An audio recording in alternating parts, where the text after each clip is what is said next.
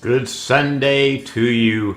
Today is a special day. We're celebrating Nicki's birthday, and her dad requested I bring over something from SteenSmokeHouse. My son, Nick, suggested a brisket. Unfortunately, the key pound brisket, or the one that works the best in our big pit, is about 16 to 17 pounds. In order for me to do that, I have to allow him enough time. The get-together's at 4 o'clock. If I start at midnight, it might be done by 4, and then again it might not. So I'm going to choose another recipe that I know I can get done by then, and that is a couple racks of St. Louis ribs and a beautiful tri-tip roast. Again, I got it, Texas slabs. In a moment I'm going to show them to you, prepare them, and we're going to put them on our big pit.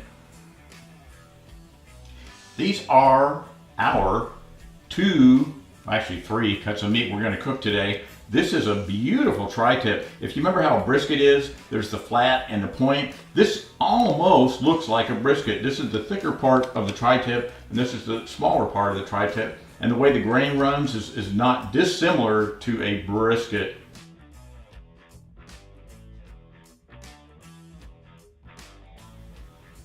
These ribs are St. Louis cut ribs, which I really like. I've cooked them before on the big pit.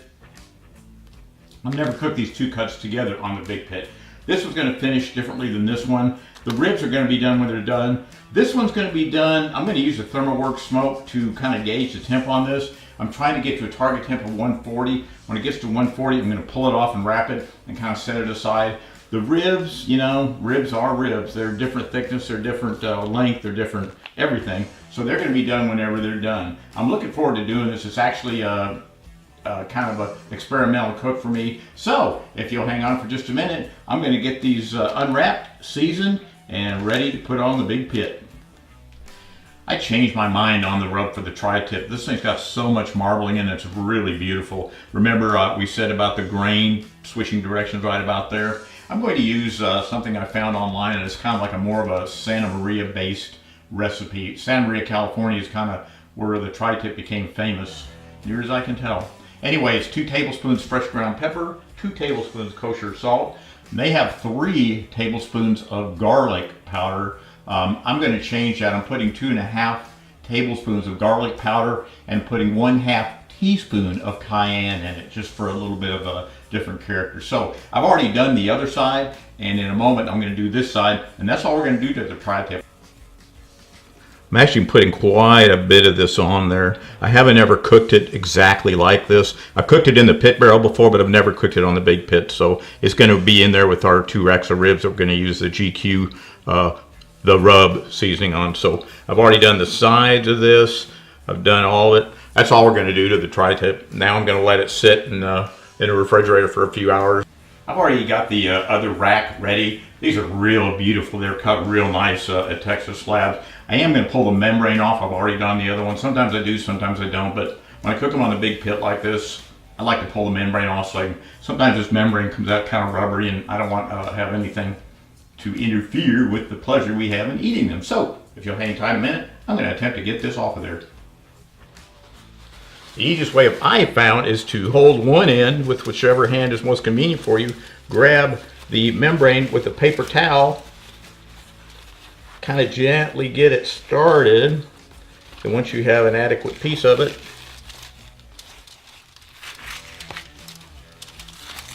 pull it off. This membrane is like rubber. A lot of times it does not dissolve or render out, and what you have is kind of a chewy piece of stuff you don't want to eat. This is the only seasoning I'm going to use on our ribs today. Jason, I think this is going to be good stuff. It already smells great, so I'm going to give it a whirl. Yeah, some good looking stuff, my friends. It's a lot more fine than a lot of the rubs. It's not powder, but it's got a real nice texture to it, and I think it'll dissolve real nicely. Kind of what we want rubs to do is kind of permeate the meat and give it another little added layer of flavor that it didn't have before. So, like I said, I've already done the other one. I'm going to let this one sit a little bit, flip it over, and our ribs will be done whenever we get the big pit fired up, and off we go.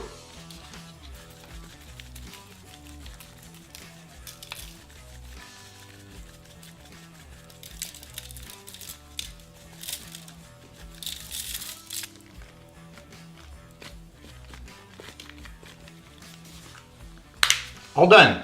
Now all we have to do is put them in the fridge for a while, get the big pit fired up, and then we're going to do some cooking today. We're about 1 hour into this cook. The pit's been running, right now it's about 257 and pretty close to what the pit thermometer reads. But I'm going to go ahead and spritz these. Have the ribs on in about probably a half hour, so I'm going to go ahead and put our tri-tip on. This is just apple juice. I do this all the time. It helps keep me moist. Gives me a chance to look at it and make sure nothing unexpected is going on. So, looking great. I never really get tired of using this big pit. It's a lot of fun. This is a beautiful day to cook. This time I'm counting the logs I put in. I don't really ever do that. And I was kind of curious to see. I've had one big log when they started with, and two of the small logs, those little short pieces I got from Colorado. They're called splits, and they're post oak, like Aaron Franklin uses. I really like them a lot, except for their size. They burn up pretty quick, so you kind of got to keep an eye on them. So anyway, I'll be back with you shortly. Our ribs are looking really great. They have a really nice color to them. That GQ rub called the rub from Jason is really doing its job. I'm going to go ahead and put the tri-tip on way over there in the corner away from the fire. I don't know how long it's going to take, but I am going to use a ThermoWorks probe in it, and we can monitor the temp.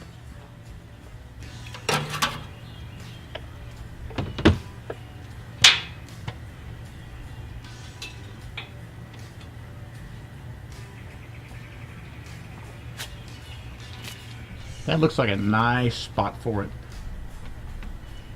I've got the ThermoWorks smoke right there. I'm going to plug into it, close the lid, spritz it one more time, and let it cook some more.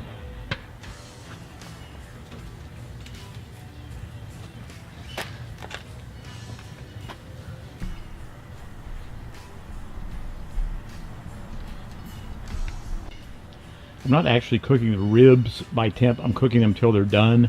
I am cooking the tri-tip by temp, and I set it out to achieve room temperature, and it had to sit out for a very long time to do that. It wound up being in the 40s, and now it's just kind of gradually warming up. You can watch the ThermoWorks do its magic.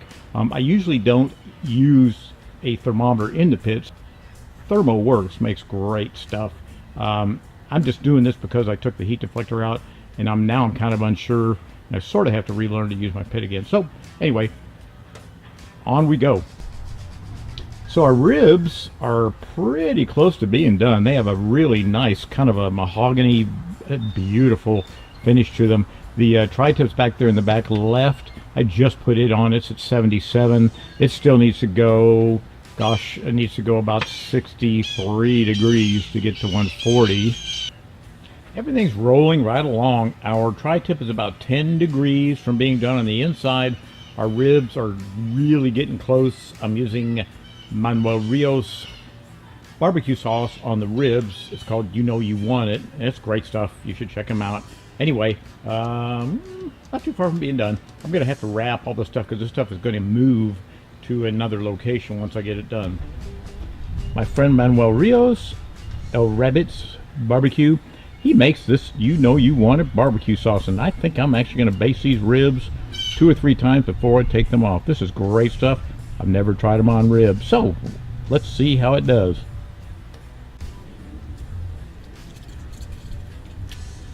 I'm going to check these ribs for doneness. The way I check ribs is to actually pick them up and see how they bend.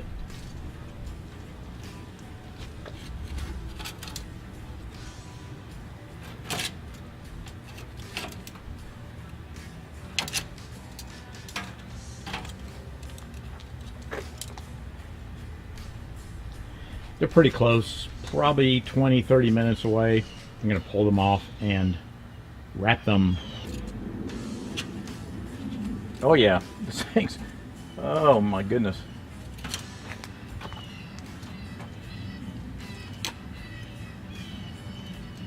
It's almost jello. It's beautiful.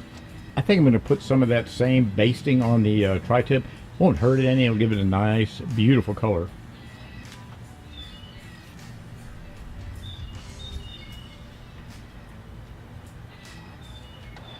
That thing just wiggles. I'll show you again, but that's what we look for in a really nice piece of beef. when you can cook it just to the point where all the fat is rendered down and all the marling has just come into play.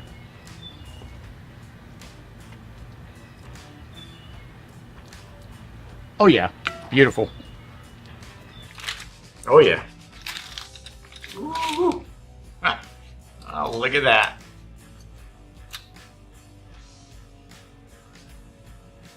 Okay, these came out really beautiful. I can't wait to cut them up and see what they look like inside.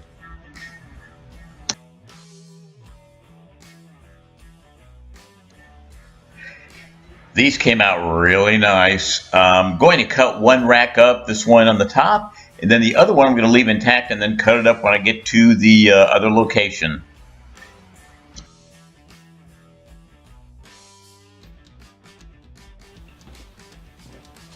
Okay.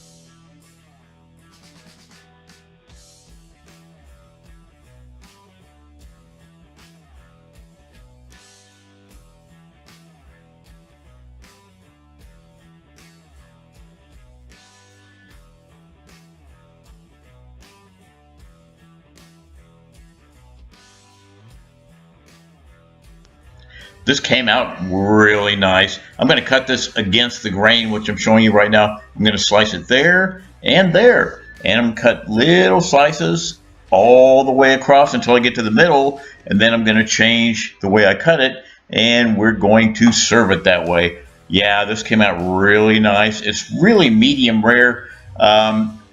Tri-tip, it just kind of always has that color. A lot of folks have said, oh, it's too rare for me. It isn't really rare. I think if I cook this another hour, it would still be the same color. So I'm going to cut a couple pieces more, and then I'm going to take a taste of about right here in the middle.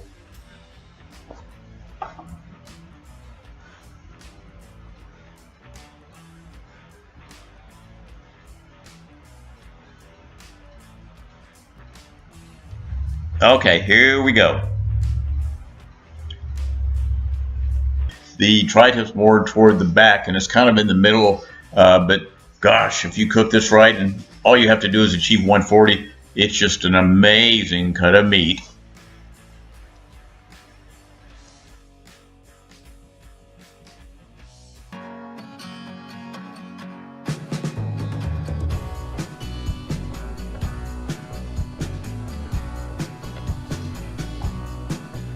I use the GQ rub. It's called the rub from GQ Barbecue on the St. Louis style ribs.